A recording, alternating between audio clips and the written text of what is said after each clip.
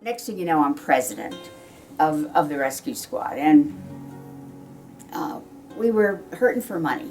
This had to be about 1991, I guess. And Judy McCumber, who rode with me on Fridays, came back from her vacation on Martha's Vineyard, and she said, "Diddy, I have the greatest idea for a fundraiser." Now, Judy was kind of an enthusiastic person, but a little short on details sometimes. So I said, "Okay, what is it?" She said, "Well, it's a tree of lights." "Okay, what's a tree of lights?" "Well, you put lights on a tree, and then people buy a light either in memory of or in honor of. And you have a ceremony and you light the tree, and it's a whole community thing." I said, "Well, it sounds like a decent idea. Where would we do this? We don't have a tree on the rescue squad lawn, and that would be too small anyway."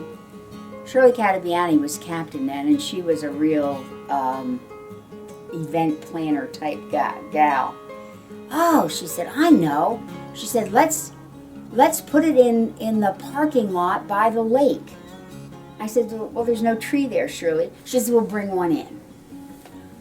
Oh, I don't know. So, okay. My husband was mayor. Walk into Tony's office, and I said, "The rescue squad wants to put a tree in the parking lot and use it as a tree of lights." Oh?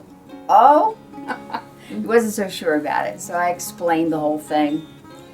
How are you going to hook it up? How are you going to do this? We didn't have any of the details. Turned out Shirley got this like 80-foot tree somewhere. We had to close Mountain Boulevard to bring it in.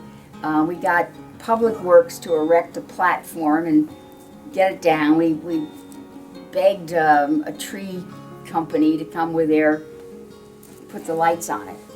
But the thing that was most important, and it goes back to something that Al Ellis was talking about, the tree of lights, and was it a Christmas tree or a tree of lights? The rescue squad was always very careful to say, this is a tree of lights.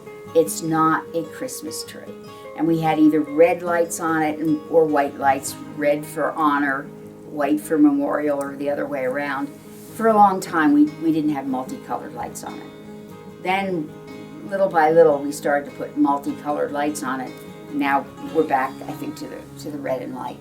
But we wanted to make sure that it was a tree of lights rather than a Christmas tree. It's turned into a very nice event. It was a headache until we got the tree planted, and when they did the dam, they put a permanent tree there, and that made life a whole lot easier for the rescue squad.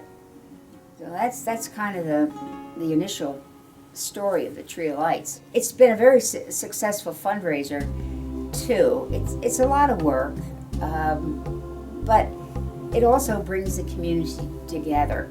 And when I look at the people who come, the fireworks, the little kids running around, the hot chocolate and the donuts, and people just interacting as a community, I always think this is small town Americana at its best.